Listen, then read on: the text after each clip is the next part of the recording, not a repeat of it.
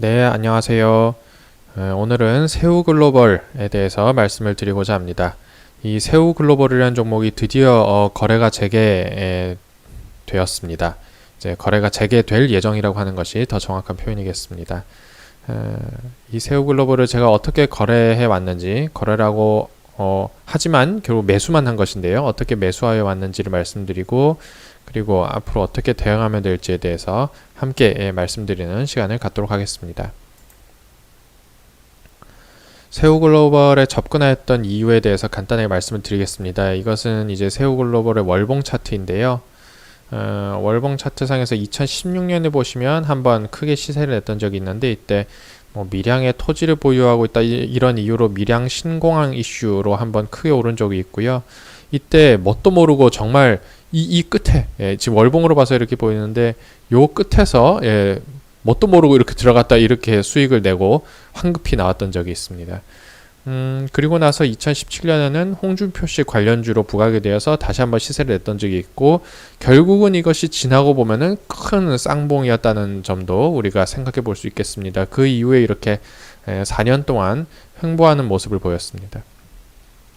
이 모습을 보면서 야, 이거 홍준표 씨가 또 다음 대선에 도전한다고 하였는데 나온다면 이 주식이 부각받을 수 있지 않을까라는 생각을 이 2020년 한 5월, 6월 달쯤에 하기 시작했습니다. 이 코로나로 인한 대폭락 장세가 끝나고 나서 그래서 이러한 생각을 한 끝에 이제 매수를 하기로 생각을 하였는데요. 그 매수 구간 그리고 현재 단가를 말씀드리면은, 이것은 이제 거래 정지되기 전에 거래가 계속 되고 있을 때의 모습만 제가 따온 일봉 차트입니다. 제가 요때부터 조금씩 매수를 했던 것 같아요. 거의 한 요때부터인가? 예. 한 5, 6월 달에 그런 생각을 해서 한 요때쯤 계속 매수를 해왔던 것 같아요. 이렇게 계속 매수를 하다가 이때 이유 없이 올라갔어요. 뭐 특별한 얘기는 없었던 것 같아요. 예. 그래서 이렇게 올라가고 나서 야, 이거 레벨업이 되네. 이거 뭔가가 있다. 라는 생각을 하고 나서 레벨업 되고 나서도 이때 다 못 샀어요. 제가 사고 싶은 만큼을. 그래서 이때도 뭐 이런 첫 양봉들이라든가 아니면 그냥 음봉 나올 때마다 막 샀던 것 같아요. 뭐 주로 첫 양봉에 샀던 것 같아요. 그래서 저가에 내려올 때마다 매수를 해서 또 한 6개월 정도를 이렇게 횡보하는 모습을 보였습니다. 근데 이렇게 한번 2월 달쯤에 이렇게 또 크게 오르더라고요. 그리고 나서 이렇게 내려오길래 야, 여기서 이렇게 가나 싶어서, 가기 전 조정인가 싶어서 이거 확실히 기억나요. 여기서도 제가 매수를 추가로 했던 기억이 있습니다. 그런데 이제 2월달 지나고 나서 여기서 날벼락을 맞고 이렇게 거래가 정지됐네요. 3월달에 이렇게 정지가 됐습니다. 하한가로 가고 나서 그 다음에 이렇게 정지가 되는 모습을 보였습니다. 그래도 이렇게 낮은 가격에서 사왔던 덕분에 저는 그 하한가를 맞고도 일단 수익인 상태에서 정지가 되어 있습니다. 보니까 단가는 2433이네요. 그러니까 딱 여기 걸쳐져 가지고 거래가 정지된 그런 모습이었습니다. 거래가 왜 정지가 됐었느냐는 다들 아시겠습니다만, 간단하게 점검을 해보면 감사 보고서를 제출했는데 거기에서의 감사 의견이 의견 거절인 상태로, 의견 거절인 걸 제출을 안 할 수는 없는 것이고요. 의견이 거절된 상태의 감사 보고서를 제출할 수밖에 없었습니다. 그 전까지만 해도 재무제표만 보자면 계속 영업이익이 당연히 폭발적으로 나는 회사라고 얘기할 수는 없습니다만은 적자가 나지 않고 계속 이렇게 나던 회사인데 왜 이렇게 됐을까에 대해서 상당히 의문이 있었고, 그래서 직접 주주총회에 참석을 해보았고 그쪽에서 설명하는 상황들을 정리해서 이렇게 영상으로 제가 올린 적도 있습니다. 당시에 회계 관리가 좀 미숙했다는 점에 대해서 얘기를 하였고, 또 해외 사업 우즈베키스탄인가 거기에서의 관련 사업에서의 어떤 회계의 자료를 정확하게 제시하지 못했다라는 식의 얘기를 들었던 것으로 기억합니다.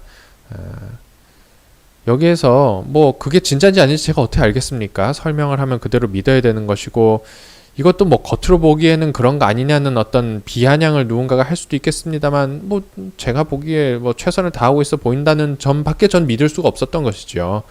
그리고 무엇보다도 이거는 정말 우리 상패 패턴이라고 막 뻥뻥 터지면서 이렇게 내려오다가 밑에서 막 동전주 돼서 기다가 이런 상황이 아니라 뭔가 올라가면서 거래량이 있다가 갑자기 뭐 이렇게 꺾인 이상한 모양이어서 거래량에서 수상한 점이 저는 없었다고 생각했기 때문에 야 이건 뭔가 진짜로 좀 진짜 이게 좀 미숙했다는 게 웃기긴 한데 진짜 이것 때문에 문제 있었나 보다라고 저는 생각을 하고 그냥 기다리기로 했습니다. 기다린다기보다 아예 그냥 제가 투자한 돈을 잊고 살기로 한 것이죠. 잊고 살 수는 없지만 잊혀지더라고요. 시간이 오래 걸려서. 근데 이제 거래가 재개된다고 합니다.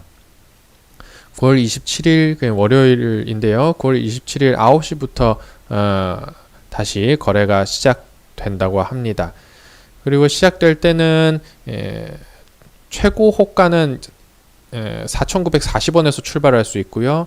최저 호가는 1,235원에서 출발할 수 있습니다. 이게 마지막 가격이 2,470원, 그러니까 하한가로 꾹 맞으면서 2,470원에서 정지가 됐는데 이것의 50% 그리고 200% 요 사이에서 호가가 최초 호가가 결정될 수 있고 그것을 기준 가격으로 하여 이제 거래가 재개된다고 합니다. 지금 차트는 이렇게 되어 있습니다. 저는 이평선을 잘 보진 않는데 이평선을 깔아두면 아마 다 이렇게 밑으로 내려와서 모이고 있을 겁니다 아마. 그래서 이렇게 뭐 2,470원에서 계속 유지되고 있는 상황인데 역대 고점이 한 6,000원 정도인데 최근 몇 년간의 고점은 이 4545입니다.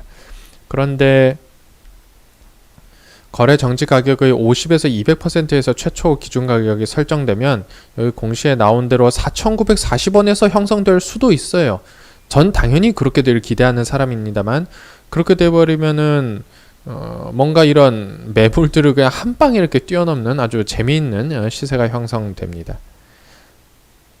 최근 최고가보다 더 높은 가격에서 매물을 뛰어넘은 상태에서 시초가 형성될 가능성도 있고 저는 이걸 기대하고 있다는 것을 말씀드리지 않을 수가 없겠습니다. 이제 대응을 어떻게 해야 될 것이냐 느끼셨겠지만 저는 예전부터 사왔고 단가가 낮게 형성되어 있기 때문에 조금 의견이 너무 좀 긍정적으로 말씀드릴 수도 있다는 점을 참고하시면서 들어주시기 바랍니다. 일단 흥하해운의 사례를 얘기하지 않을 수 없습니다. 최근에 거래 정지됐다가 재개된 녀석이 바로 흥하해운이라는 녀석인데요. 여기에서 거래가 재개되고 나서 그냥 뭐 그야말로 몇 번이 하나 둘 셋 넷 5연상을 지금 갔습니다. 5연상을. 그러면서 지금 이게 얼마야? 1,555원에서 이렇게 갔으니까 지금 거의 한 3.5배 가까이 오른 거네요. 3.5배 가까이 이 5일 동안 올랐습니다. 이렇게 된다는 뜻이 아니라 야 이거 거래 정지가 풀리고 나니까 이렇게 되는 흐름이 최근에 있었구나라는 점을 지적하고 싶고요. 이걸 참고해 본다면 세우글로벌의 경우에도 시초가에 얘처럼 된다고 가정을 한다면 전체 자본의 10% 이하로 베팅을 한번 해보는 거죠. 예를 들어서 내가 1,000만원을 하고 있다면 뭐 100만원 정도를 베팅을 해보는 것이죠. 그렇게 되고 나서 당일날 상한가가 간다면 좋겠지만 만약에 상한가를 못 간다면 예를 들어서 당일날에 전 상한가 못 가면 그것도 힘이 조금 딸리는 거라는 생각을 좀 하고 있거든요. 그래서 당일에 상한가를 못 가면 그러니까 뭐 20%만 오르더라도 그냥 그날 빠져나오는 전략이 어떤가. 당연히 뭐 그날 시초가에 들어갔다가 30% 빠지면서 하한가 되면 당연히 청산해야 되는 것이고요. 뭐 그럴 가능성도 배제할 수는 없으니까요. 어찌되었든 그렇기 때문에 전체 자본의 10% 미만으로만 한번 해보자고 이제 제시를 하는 것이죠. 물론 투자 판단은 본인의 책임이겠습니다만은 말하자면 이러한 전략을 생각할 수 있겠다라는 점을 한번 제시해 봅니다. 홍준표 씨의 흐름이 생각보다 계속 좋았다가 뭐 요즘 약간 좀 꺾이는 움직임도 있는 것 같은데 보면은 이 국힘당의 이 대선 후보 선출 스케줄을 보면 11월 9일에 대선 후보 선출하게 되어 있습니다. 그러니까 앞으로 거래일로는 한 20여일, 25일 정도의 거래일이 있을까요? 개월수로는 한 1.5개월 정도 남은 건가요? 예, 그렇습니다. 아직까지 시간이 있습니다. 그래서 일단은 그 전까지는 어떻게든 계속 지지율이 뭐 업체를 뒤치를 하든 뭐 이게 지금 여기까지 온 지지율이 뭐 윤 씨든 홍 씨든 막 급락하거나 하는 걸 예상할 수는 없어서요. 일단은 기본적으로는 11월 첫째 주까지는 보유할 수 있지 않느냐. 이것은 만약에 어떠한 신규 매매자가 자본의 10% 미만을 들어갔다가 운 좋게 상한가를 타고 있을 때에도 가능할 것이고 저 같은 보유자들도 저는 가능할 것이라는 생각을 하고 있습니다. 이런 주식은 사실 기술적으로도 접근하기가 어렵고 그야말로 이슈에 묻어서 움직이는 거 아니겠습니까? 그래서 이러한 전략을 제시해보고 개인적인 생각을 이제 한번 풀어보자면 홍 씨의 지지율이 윤석열 씨와의 지지율하고 끝까지 엇비슷할 거라는 그냥 기대를 합니다. 그렇게 되었으면 좋겠다라는 기대가 아니라 이제 이 주가의 입장에서 뭔가 엎치락 뒤치락하면서 계속 이 이슈를 끌고 갈 수 있는 지지율로 유지될 것이다 라는 생각이고요. 그 말은 최종 선출 즉 11월 9일까지는 홍준표 씨 관련주도 시세를 낼 수 있지 않을까. 물론 지금 엄청나게 오른 뭐 바닥에서 10배가 올랐어요. 경남스틸 이런 친구들은. 이런 친구들이 시세를 더 내기는 어려울 수 있어도 적어도 아무 어떤 시세를 내지 못했던 이러한 종목은 후발주자로서 시세를 낼 수 있지 않을까 하는 기대를 하고 있습니다. 좀 더 개인적인 생각으로는 제가 없어진 돈이라고 생각을 해왔기 때문에 아예 그냥 11월 9일 이후까지 예를 들어서 말입니다. 11월 8일이 됐는데 뭐 그 전 뭐 예를 들어서 11월 첫째 주에 여론조사가 뭐 여론조사든 뭐 당원들 조사 그러니까 그쪽 뭐 지지층 조사든 간에 뭔가 엇비슷하게 나오면은 누가 될지 모르잖아요. 그러면 그냥 이 이유까지 그냥 보여볼까라는 그런 과감한 생각까지도 지금 하고 있는 중입니다. 물론 이 생각이 어떻게 변할지에 대해서는 또 나중에 팔로우업을 해드리겠습니다만. 그리고 제가 지금 알고 있기로는 이 점은 만약 아니라면 좀 지적을 해주시기 바라겠습니다만은 관리 종목은 계속 유지되는 것 같거든요. 그 사유만 변했지 관리 종목은 계속 유지되는 것 같아서 관리 종목은 돈 빌려서 혹은 다른 대용증권으로 얘를 매수를 못하는 걸로 알고 있습니다. 만약에 제가 잘못된 정보라면 꼭 지적을 해주십시오. 그래서 이런 신용 물량이 들어오지 못할 것이니까 막 돈 빌려서 들어왔다가 그 신용 물량을 털기 위해서 눌러버리고 막 그런 기형적인 시세는 나오지 않을 수 있겠다. 그리고 그렇기 때문에 나중에 이 주가가 올라가고 나서도 뭔가 신용 때문에 악성 매물이 막 두드려 맞을 때 막 더 쏟아져 나오고 이런 현상을 좀 제어되지 않을까라는 생각을 하고 있습니다. 그래서 대응 전략을 정리를 해보자면 신규 접근자라면 아주 조심스럽게 해보자는 뜻입니다. 이거는 10% 맞춰서 야, 네 말 듣고 10% 했는데 이게 뭐냐 이렇게 얘기하는 것은 당연히 소위 투자의 올바른 태도가 아니겠죠. 예. 이건 이제 예시를 든 것이고 아주 가벼운 정말 가볍게 접근하는 차원에서의 낮은 비중으로 한번 베팅을 해보자. 흥하해운의 사례를 믿어보자 라는 것이죠. 당일 상한가를 못 가면 그냥 그대로 끝낸다. 뭐 하락하면 손절을 하든가 아니면은 30% 못 가도 익절하는 전략을 한번 제시해 봅니다. 보유자, 저 같은 보유자. 근데 저 같은 보유자가 있고 아니면 고가에서 산 보유자가 있을 텐데요. 둘 다 전 마찬가지로 생각합니다. 저는 저가 보유자니까 더 느긋하게라는 표현을 썼습니다만은 저는 고가 보유자라도 조금 느긋하게 있어 볼 수 있다고 생각합니다. 11월 9일까지는. 그 전까지는. 물론 이것이 홍준표 씨 이슈로 묶인다는 가정 하에서 저는 말씀드린 겁니다. 시장이 그렇게 반응할지에 대해서는 아무도 확실하게 얘기할 수는 없겠죠. 결국은 여기서 고백할 수밖에 없는 것은 일단은 첫 번째로 차트가 심하게 어그러졌습니다. 이렇게 꽝꽝 올라가다가 갑자기 여기서 거래량 없이 이렇게 된 차트여서 손절가를 제가 이렇게 기술적으로는 잡을 수가 없더라고요. 그리고 저의 설명에서 느끼셨다시피 긍정적 시세에 대한 지금 확증 편향이 있습니다. 예, 부인할 수 없겠습니다. 그렇기 때문에 지금 손절 가격선을 제가 제시하기가 대단히 어렵습니다. 그럼에도 불구하고 당일날이 중요할 것 같아요. 거래 재개 당일날에 거래량이 터지면서 예를 들어서 이 하한가 내려올 땐 거래량이 없어요. 거래량이 하나도 없거든요.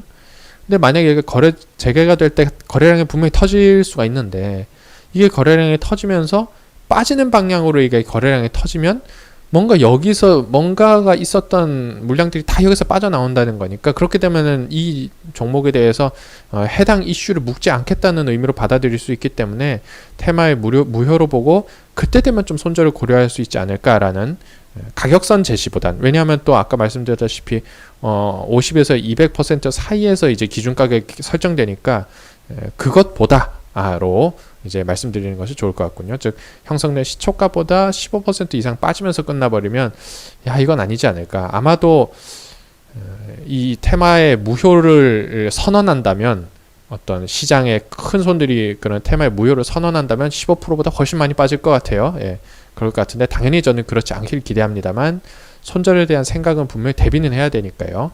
이러한 어떤 기준을 가지고 대응해 보고자 합니다. 이번 시간에는 아주 기분 좋은 마음으로 세우글로벌이 거래 재개됐다는 소식을 한번 정리해 보았고요. 제가 보유하고 있는 내역을 간단히 말씀드렸고 어떻게 이 종목을 우리가 바라보면 좋을지에 대해서 제 생각을 간략하게 정리해서 말씀드렸습니다. 감사합니다.